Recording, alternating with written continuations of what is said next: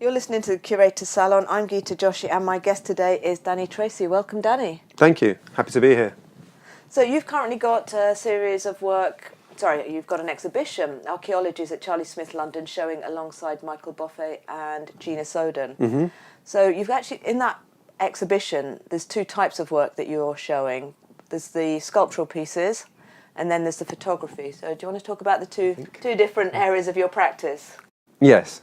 And my background is in photography in a fine art context, but I find that it's not always appropriate to show photographic images. So for this particular show, I'm showing a sculptural piece and also photographic images, both which exist in different areas of my practice, but I find that there's times that they can combine and collide to produce interesting results. And both of them reference actually the process of making that work as well, don't they? Because I know a lot of your work is about the river.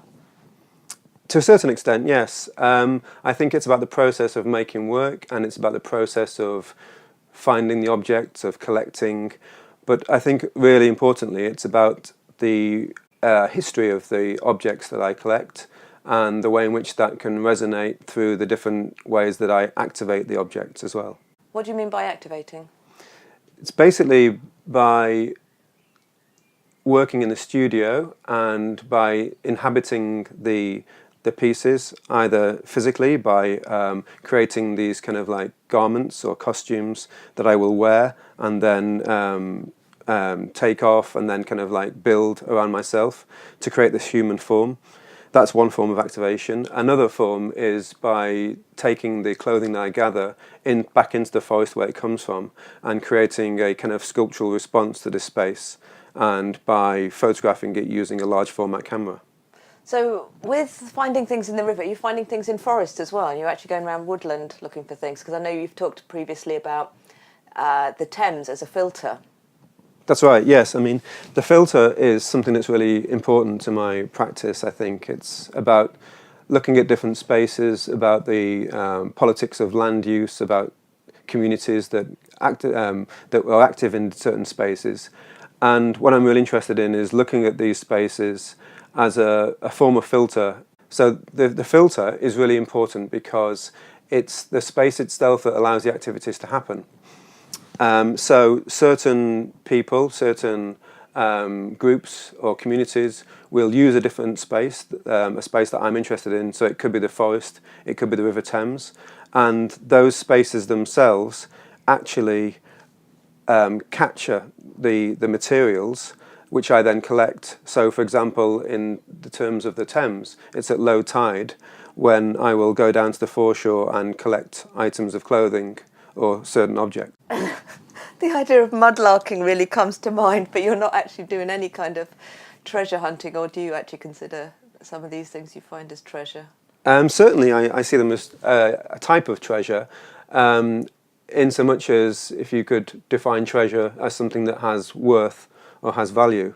And this might not be in a monetary sense, but I think it's certainly in a cultural sense and a anthropological sense.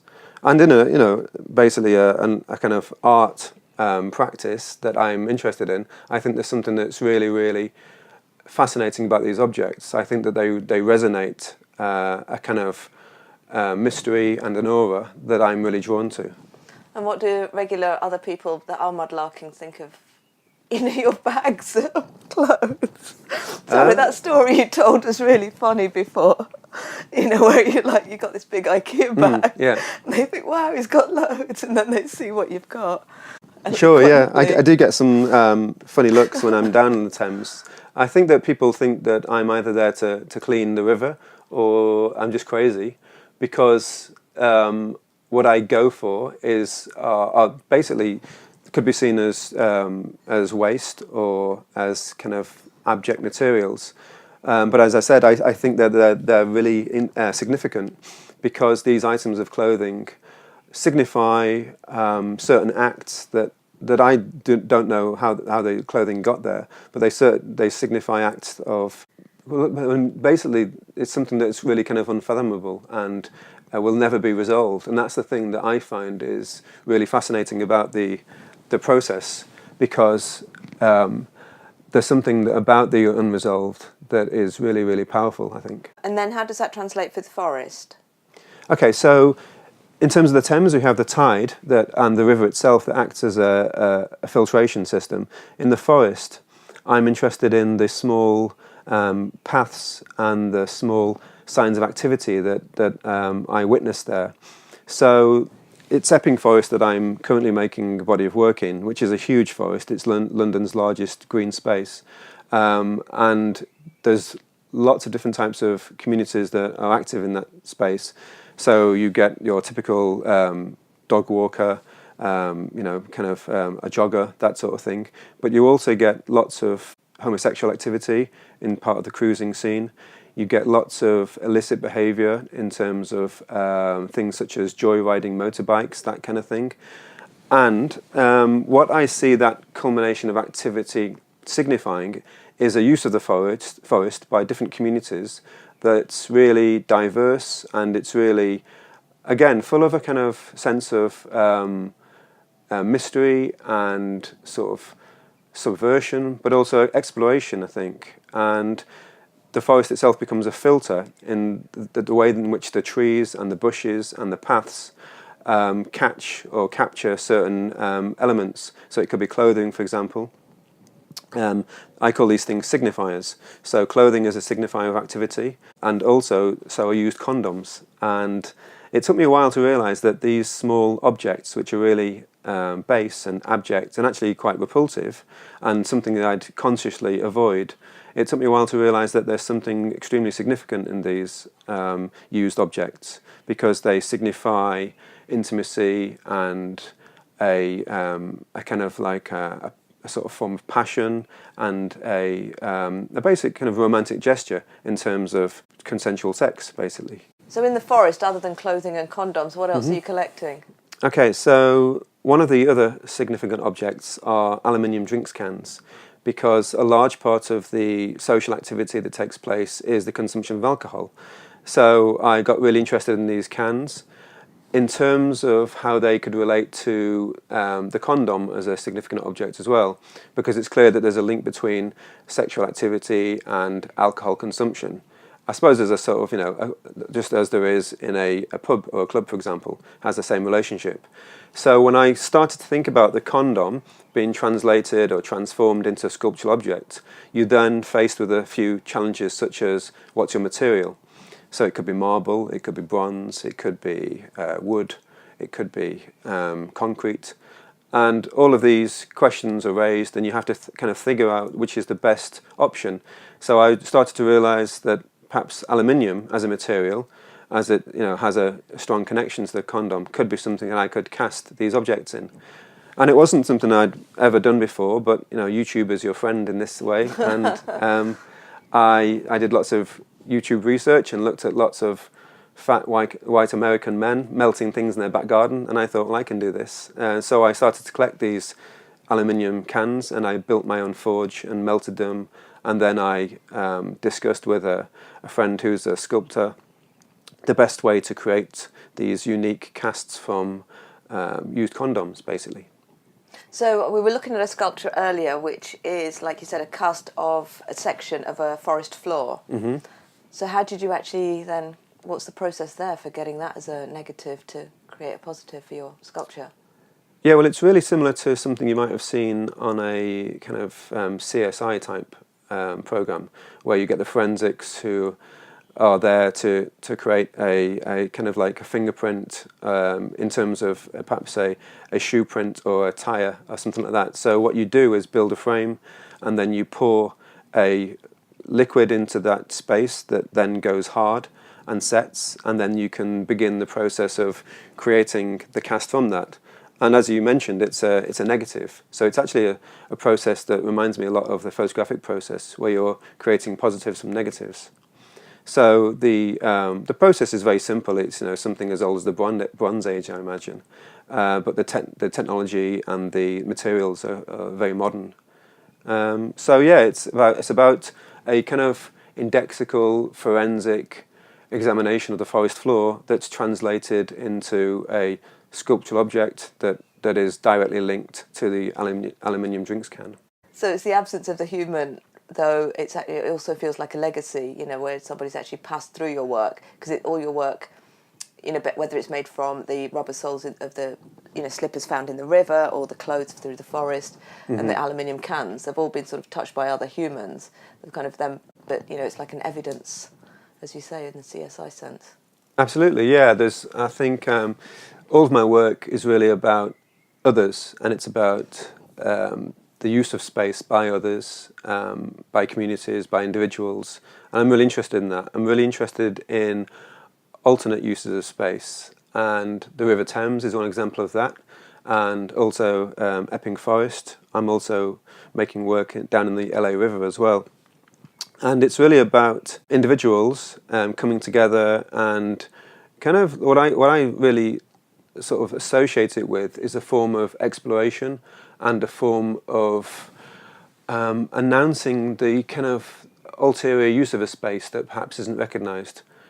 And through that, I'm collecting these objects, these items that I see as the fallout of the activity, that I believe are really significant in terms of a kind of sense of being useful to indicate the nature of that activity, but also from a anthropological perspective, I think. If we look at anthropology, it's about looking at others, looking at what they leave behind and trying to kind of like translate them, or trying to decode certain acts that might from the outside not be seen as particularly significant, or might be seen as being coded, and it's about trying to sort of decode them, basically.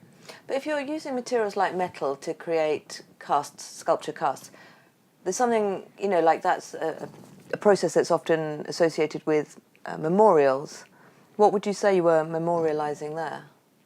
I think it's, if it is a memorialising process, then it's about the hidden act, perhaps, and it's about the individual act sometimes, or like a very kind of like small, insignificant act that I think has got a real significance, and I think I empathise with. And I acknowledge as well the use of space that might be seen from the outside as being slightly abject, but I think is extremely tender, and sometimes is really very poignant as well.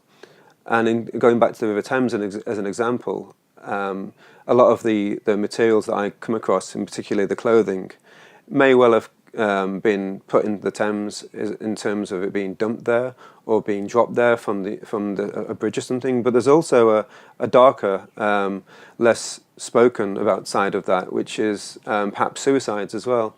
And I think the official figure is something like 50 suicides a year, which would be one a week. But I think unofficially they reckon it's about 4 times that. So you're looking at 200 suicides a year, which is quite a lot. And once you go into the Thames, you tend not to come out again.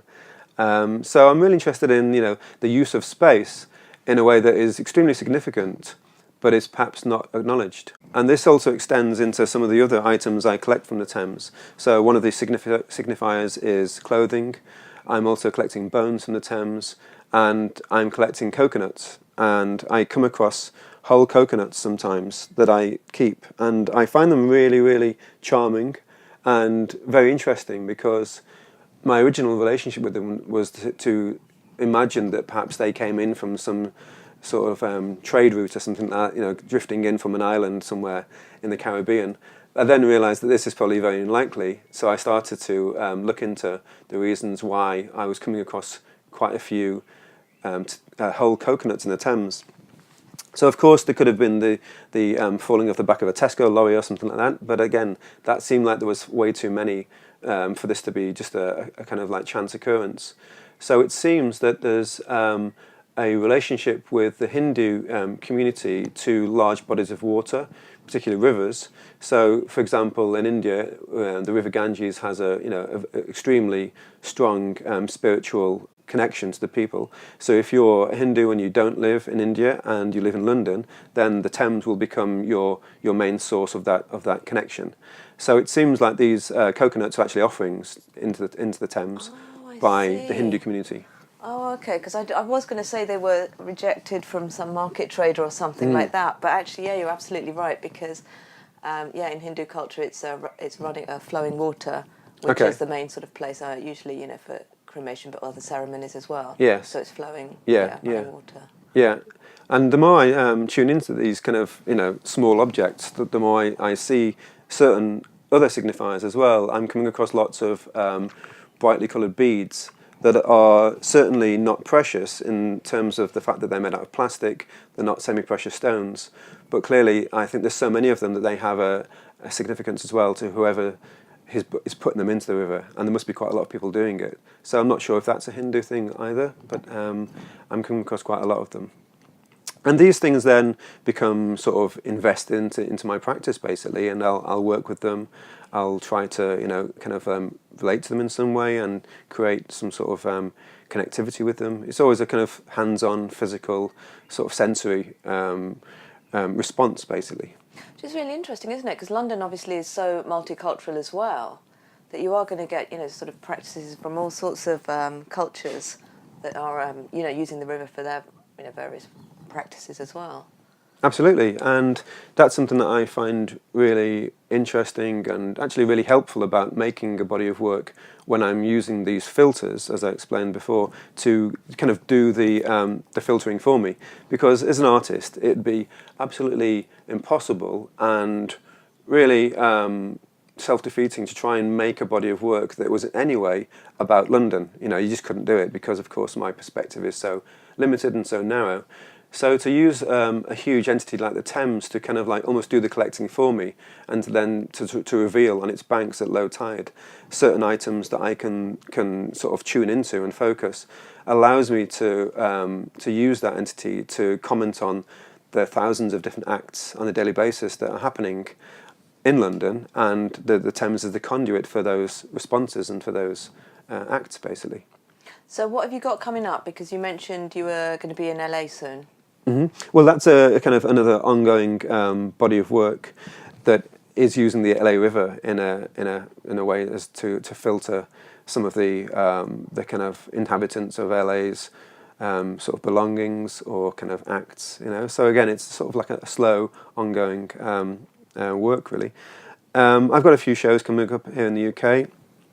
I'm really interested in working with a gallery in near Stoke, which is a sort of English industrial town that's gone through periods of decline and then regeneration and subsequent decline again, and I may well be working with them in a kind of like response to site basically. So I'm really interested in this kind of responding to an environment really. That's really what my process is all about. So Stoke, as in the potteries? Yes. Stoke-on-Trent, okay. Yes. Because it's had quite a turnaround in its own economy, hasn't it? It's so much manufacturing has sort of moved abroad and all of that sort of thing as well. Yeah, absolutely. And I think now that I'm moving into working with sculptural objects in various ways, so it might be something I'm constructing by hand or maybe using casting processes, then I'm already starting to think about ways I could perhaps work with steel, for example, because I think there's still steel foundries up in that area. So just ways in which certain materials that were inaccessible to me can become accessible through different processes basically. So let's talk about something a little bit different, a bit more around your studio practice, because what I thought was really interesting when we were talking earlier was around having sort of multiple pieces on the go. Yeah, so I find it really useful to not only work on one body of work at one time and focus on that and divert all my attention to that. I think it's good to have several things sort of bubbling away, because then you can leave something alone and work on something else, come back to that previous thing, and it really becomes an editing process. At the time when you're making work, you feel like it's the best thing in the world and you're really excited about it, of course, and everyone needs to see it, and that's not always the case.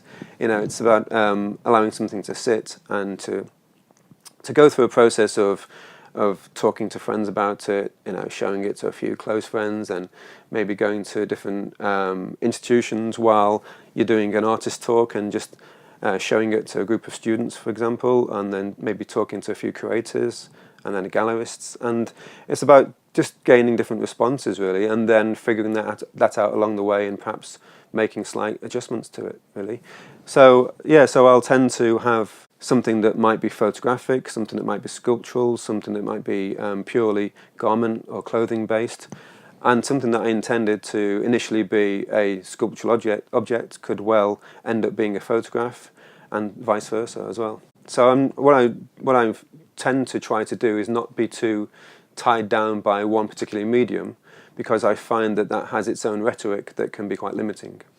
So when you're making, like say you're at the river, I mean, are you filtering yourself in terms of what you'll pick up, for example, or are you pretty much taking anything, that you find that, let's say, is very general, is just clothing, or are you looking for very more specific things and having your own filtering process?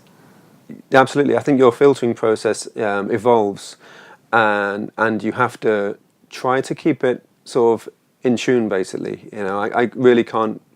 I don't have the time or the space to take everything I see in the Thames, and also, as an artist, you need to really have your goggles on, your art goggles, and you do sort of tend to focus these on different objects.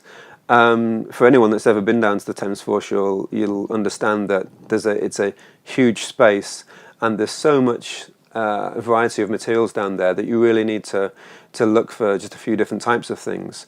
So when I was first down there several years ago, it was very much focused on a look for clothing. And even when I came across the small pieces of leather shoe that are currently in the Charlie Smith London exhibition, I started to discard these small items because I initially thought I couldn't wear them. I couldn't turn them into a garment, which I would then wear for the camera. But then the more I saw them, they started to bug me, and I couldn't refuse them. I had to collect them, I had to take them home and take them to my studio, and then figure out ways to actually work with them, to activate them. Also, when down the foreshore, I realised that there was huge amounts of bone material, which was significant. There were certain types of stones or rocks that were significant as well. So it's about trying to filter, certainly, what's already been filtered by the Thames, but also to remain open to possibilities and to potential, basically. Oh, that's great, Danny. So the exhibition Archaeologist runs at Charlie Smith London Gallery over at Old Street until 13th of April. And where can people find you online? My website is dannytracy.com, and I've also got an Instagram account that I just only use for research, which is Danny Treacy UK. Fantastic, and I will put all of that in the show notes. Thank you, Danny, for being on the Curator Salon. Thank you, Geeta.